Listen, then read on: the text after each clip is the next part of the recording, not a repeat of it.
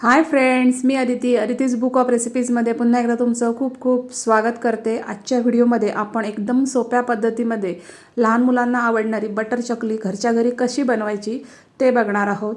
Recipe एकदम सोपी आहे।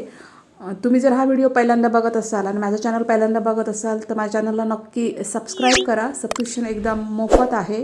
खूप भन्नाट चवीची एकदम चवदार अशी ही आणि एकदम कुरकुरीत अशी ही चकली तयार होतात। खूप कमी साहित्यात ही चकली तयार होतात।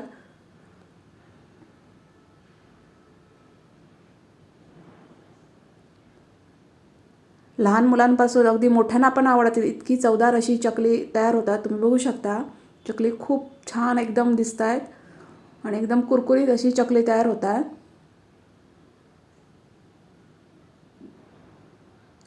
बटर चकली ही लहान मुलांची अगदी आवडती चकली आहे। अगदी मोजक्या साहित्यात आणि अगदी कमी वेळात आपण घरच्या घरी एकदम पटापट ही बटर चकली बनवू शकतो।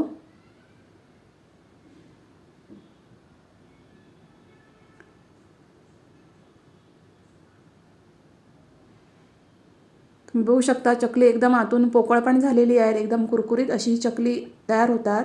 चला तर आता रेसिपीला सुरुवात करूया। इथं मी एका बाउलमध्ये 1 कप आहे हे तांदळाचं पीठ घेतलेलं आहे। हे माझं घरगुती तांदळाचं पीठ आहे आणि त्याच कपने मी 1 कप पाणी घेतलेलं आहे एका कढईमध्ये आणि त्याच्यामध्ये 1 मोठा चमचा मी हे बटर घातलेला आहे। एक अर्धा चमचा मी याच्यामध्ये मीठ घातलेलं आहे। हे प्रमाण परफेक्ट आहे। नंतर मी ही कढई गॅसवर ठेवली आणि हे पाणी उकळून घेतलं। हे बघा पाणी उकळल्याबरोबर त्याच्यामधलं जे बटर आहे ते पण पाण्यासोबत वितळलेलं आहे। हे बघा पूर्णपणे बटर मेल्ट झालेलं आहे। पाण्यामध्ये व्यवस्थित विरघळलेलं आहे बटर। 1 मोठा चमचा बटर आणि 1 अर्धा चमचा मीठ हे प्रमाण परफेक्ट आहे। याच्यात 1 चमचा मी काळे तीळ घातलेले आहेत आणि नंतर आपले हे तांदळाचे जे पीठ आहे ते घातलेलं आहे आणि गॅसची फ्लेम कमी करून मी हे व्यवस्थित त्या पाण्यामध्ये मिक्स करून घेतलेले। ह्याची एक उकड काढून घेतलेली आहे। तुम्ही बघू शकता मस्त अशी गॅसची फ्लेम स्लो ठेवायची आणि हे नीट व्यवस्थित मिक्स करून घ्यायचं। 1 कप पाणी आणि 1 कप तांदळाचं पीठ हे प्रमाण परफेक्ट आहे।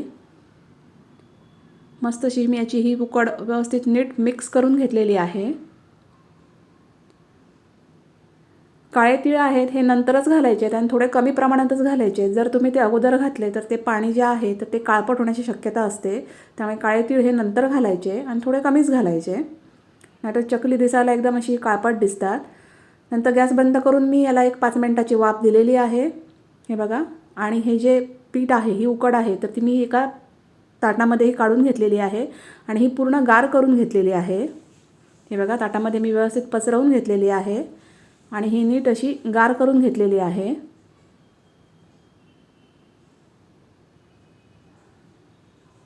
उकड गार करून झाल्यानंतर मी ही मळून घेतलेली आहे। हे बघा मला इथं जास्तीचं पाणी अजिबात लागलेलं नाही।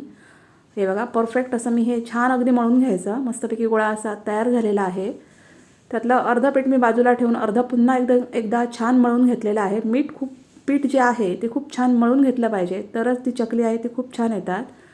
आता हा जो चकलीचा साचा आहे तर त्याची खरखरीत जी बाजू आहे ती मी बाहेरच्या बाजूने ठेवलेली आहे, प्लेन बाजू आतमधच्या बाजूने ठेवलेली आहे। याने चकलीला ज्या काट्या आहेत ते खूप छान येतात, त्यामुळे खरखरीत बाजू बाहेर ठेवायची आणि साच्यामध्ये मी हे पीठ भरून घेतलेलं आहे आणि दाबून हा साचा घट्ट लावून घ्यायचा। आतमध्ये पोकळ जागा नाही ठेवायची, व्यवस्थित घट्ट करून घ्यायचा आणि ह्याची चकली पाडून घ्यायची। हे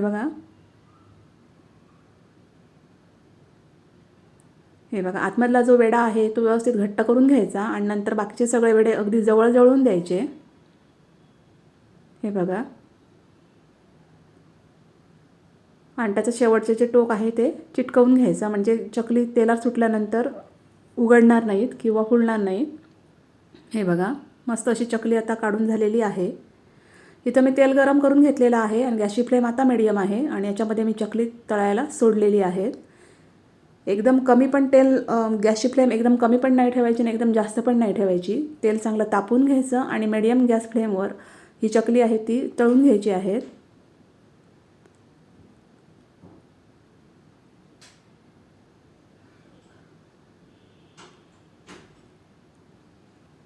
हे बघा त्याचे जे बुडबुडे आहेत ते याचे बंद झालेले आहेत आणि चकली पूर्णपणे तेलाच्या वरती आलेली आहेत. आता ही चकली तळून झालेली आहे. हे बघा.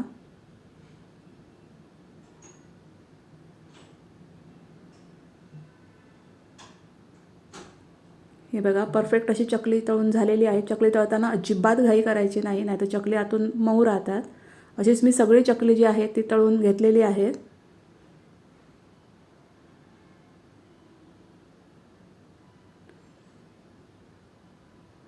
हे बघा, आता जी चकली आहे त्या चकलीच्या स्टिक्स आहेत त्या मी आता इथं करून घेतलेल्या आहेत. हे बघा, सुऱ्यामधनं सरळ चकल्याच्या ज्या स्टिक्स आहेत त्या मी डायरेक्ट तेलामध्ये सोडलेल्या आहेत. आणि आपण मगाशी चकल्याप्रमाणेच व्यवस्थित तळून घेतलेल्या आहेत मंद गॅस फ्लेमवर.